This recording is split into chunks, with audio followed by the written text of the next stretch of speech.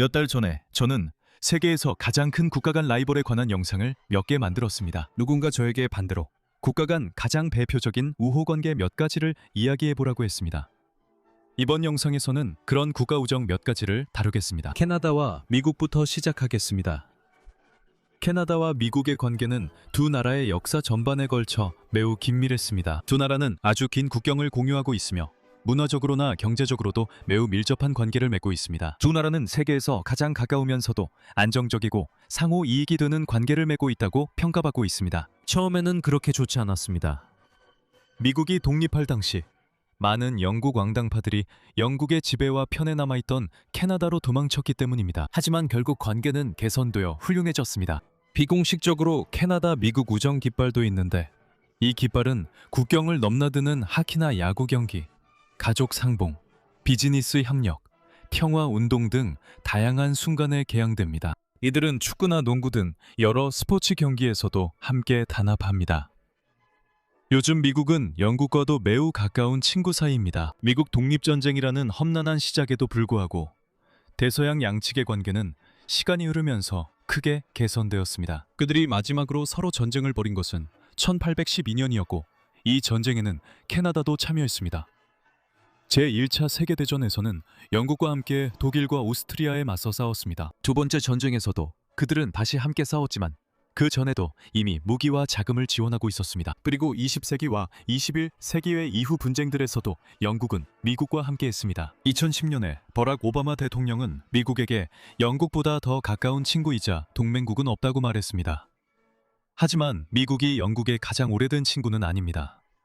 엄밀히 따지면 포르투갈입니다. 1386년에 체결된 영국 포르투갈 동맹은 인류 역사상 가장 오래 지속된 군사동맹으로 알려져 있습니다. 1147년에 영국 십자군들은 포르투갈이 무어인들로부터 리스본을 정복하는 데 중요한 역할을 했습니다. 그 후 두 나라 사이에 중요한 무역이 이루어졌고 상업조약도 체결되었습니다. 첫 번째 공식적인 정치동맹조약은 1373년에 에드워드 3세가 페르난도 왕의 사절로서 체결했습니다. 영국 궁수들이 카스티아의 공격을 막기 위해 포르투갈로 가기로 합의되었고 1385년에 실제로 그렇게 했습니다. 포르투갈인들은 이 영국 궁수들의 도움을 받아 알주바로타 전투에서 수적으로 우세했던 침략 카스티아 군대를 압도적으로 격파했습니다. 그 후 두 나라는 윈저 조약을 체결하여 필요할 때 서로를 도울 것임을 공식적으로 선언했습니다. 영국은 이 조약 덕분에 이베리아 반도 전쟁과 나폴레옹의 침공 등 여러 차례 포르투갈을 도왔습니다. 그리고 포르투갈은 1차 세계대전 때는 영국을 직접적으로, 2차 세계대전 때는 간접적으로 도왔습니다. 이 동맹은 지금까지 600년이 넘게 이어지고 있습니다. 하지만 영국의 두 라이벌 사이에도 아주 오래된 우정이 존재하며 이 우정은 영국 포르투갈 협정과 함께 세계에서 가장 오래된 동맹 기록을 놓고 경쟁하고 있습니다. 이것이 프랑스와 스코틀랜드의 경우입니다. 옛 동맹은 1295년에 스코틀랜드 왕국과 프랑스 왕국이 영국의 수많은 침략을 막기 위해 맺은 동맹이었습니다. 일부는 이 동맹이 아직도 유효하다고 주장합니다. 다른 이들은 1560년 에든버러 조약이나 그 이후의 다른 조약들로 인해 폐기되었다고 말합니다. 하지만 프랑스인들은 이를 항상 인정하지 않았습니다. 그리고 분명히 프랑스 법에 따르면 1907년 이전에 태어난 스코틀랜드인은 여전히 프랑스 스코틀랜드 국적의 모든 권리와 특권을 가지고 있었습니다. 샤를 드골이 1942년 6월 에든버러에서 연설했을 때 그는 옛 동맹이 세계에서 가장 오래된 동맹이라고 말했습니다. 본질적으로 이것은 내 적의 적은 내 친구다라는 생각이었습니다.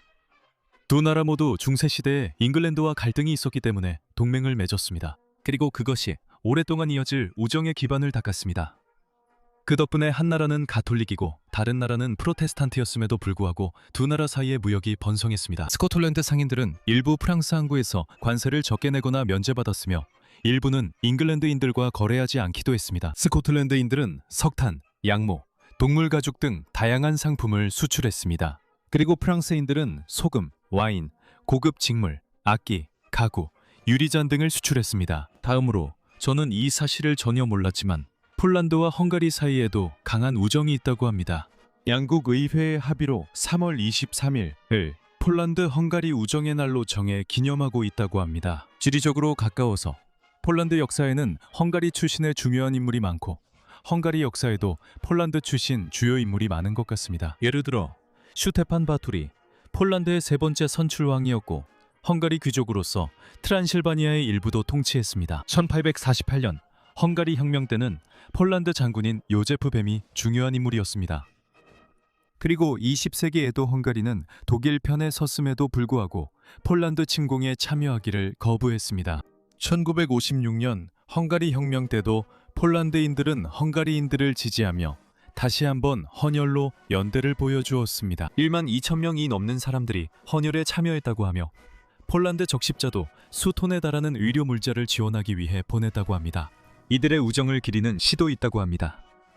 지리적으로 가까워서 강한 유대감을 가진 또 다른 두 곳은 코소보 지역과 알바니아입니다. 단순히 가까이 있기 때문만이 아니라 같은 문화적 기원을 공유하기 때문입니다. 코소보에는 160만 명의 알바니아인이 살고 있으며 이는 공식적으로 전체 인구의 92%에 해당합니다. 그리고 알바니아어도 이 지역의 공식 언어입니다. 1992년 알바니아는 1991년에 독립을 선언한 코소보 공화국을 인정하기 위해 의회에서 투표한 유일한 나라였습니다. 그리고 2008년에 코소보가 세르비아로부터 독립을 선언했을 때도 알바니아는 그 주권 국가를 공식적으로 인정한 최초의 국가들 중 하나가 되었습니다. 2011년 두 나라는 전 세계에서 공동 배사관을 사용하기로 합의했고 또한 두 나라 사이에 공동 경제 공간을 만드는 아이디어에 대해서도 논의했습니다. 본질적으로 두 나라 사람들이 매우 문화적으로 비슷하거나 심지어 동일하다는 사실이 오랜 우정에 기여하고 있습니다. 이 지역 얘기가 나와서 말인데 세르비아는 러시아와 강한 관계가 있습니다. 오스만 제국의 세르비아 공국과 러시아 제국은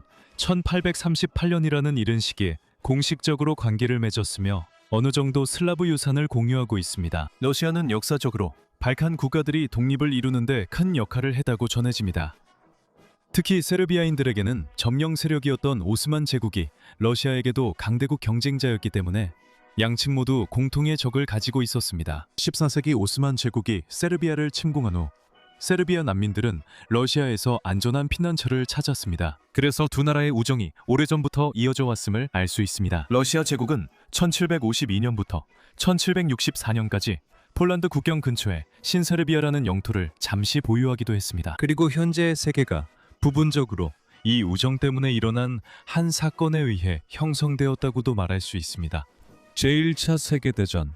이 시작된 요인 중 하나는 세르비아 왕국과 러시아 제국 간의 긴밀한 양자 관계였습니다. 러시아와 세르비아는 공식 동맹은 아니지만 러시아는 세르비아에서 정치, 종교적 영향력을 공개적으로 추구했습니다. 프란츠 페르디난트 대공이 암살된 후 이로 인해 오스트리아 헝가리는 세르비아에 선전 보고를 하게 되었습니다. 러시아는 세르비아인을 방어하기 위해 군대를 동원했을 뿐만 아니라 열강으로서의 위상을 유지하고 발칸반도에서 영향력을 얻으며 중앙 동맹국을 억제하기 위해서이기도 했습니다. 이로 인해 독일이 선전 보고를 하게 되었고 결국 지역 분쟁이 국제적인 분쟁으로 확대되었습니다. 두 열강과 전쟁을 불사할 각오를 한다는 것은 매우 강한 우정의 표시라고 할 수 있습니다. 러시아는 많은 국가들과 가까운 우정을 맺고 있지만 역사적으로 소련과 쿠바 사이에는 특히 흥미로운 우정이 있습니다. 그들은 1959년 쿠바 혁명 이후 외교 관계를 맺었고 적어도 형식적으로는 비슷한 체제를 공유하며 특히 미국이라는 공통의 적을 두고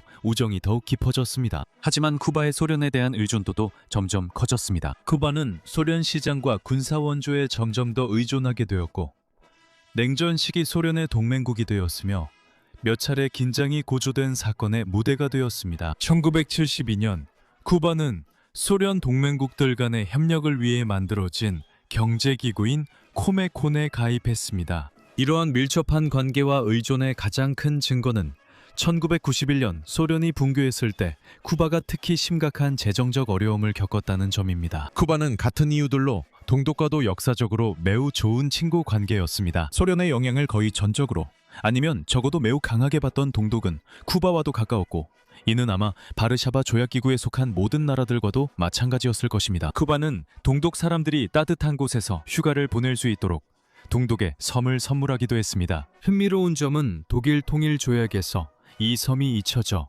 기술적으로 오늘날까지 동독 일부로 남아있다는 것입니다. 독일 신문이 언급하기 전까지 이 섬은 동독의 유일한 영토였습니다. 쿠바와 독일 정부 모두에게 연락을 했고 두 정부는 이 섬 선물이 단지 상징적인 것일 뿐이며 이 지역은 여전히 쿠바에 속한다고 동의했습니다. 역사적으로는 그렇지 않았지만 오늘날에는 독일과 프랑스 사이에 매우 좋은 관계가 있습니다. 두 나라의 관계는 유럽의 더 넓은 정치에서 필수적인 부분을 이루고 있으며 두 나라 모두 유럽연합의 창립국이자 주도적인 회원국입니다. 독일과 프랑스 관계에는 전체적인 역사적 맥락이 형성되어 있으며 이 관계는 세 시기로 나뉩니다. 1945년까지는 세습적 적대 관계였고 1945년부터 1963년까지는 화해의 시기였으며 1963년 이후로는 프랑스 독일 우정이라 불리는 협력을 통해 특별한 관계가 형성되었습니다. 폴라트 아데나워와 샤를 드골 시절부터 현재 두 나라의 지도자들에 이르기까지 이 우정은 더욱 굳건해졌습니다. 최근 들어 프랑스와 독일은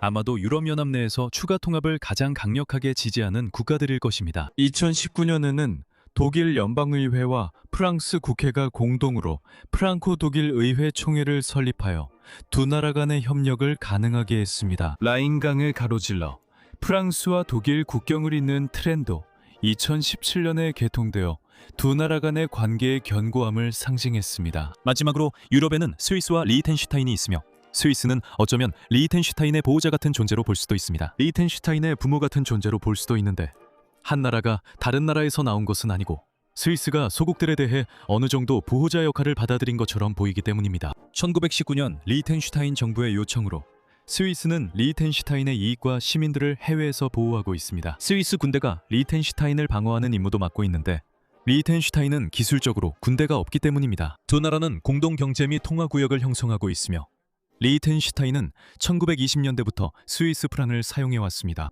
그리고 두 나라는 1924년부터 관세 동맹을 맺고 있으며 국경도 개방되어 있습니다. 대사관도 함께 사용하고 있습니다. 사실 리히텐슈타인에 상주하는 유일한 대사는 어떤 이유에서인지 몰타 기사단에서 파견된 대사입니다. 자, 세계에서 가장 대표적인 국가 간 우호 관계 몇 가지를 살펴봤습니다. 한때, 지금, 또는 아주 오래전부터 특별히 잘 지내온 나라들입니다. 우리는 항상 국경 분쟁이나 갈등에 대해 이야기하지만 어느 나라에서 태어나든 세상 사람들 사이에 좋은 유대가 많다는 것을 보는 것도 좋습니다. 이 영상을 시청해 주셔서 감사합니다. 원하신다면 구독해 주시고 여러분이 알고 계신 다른 나라 간의 우정이 있다면 댓글로 남겨주세요.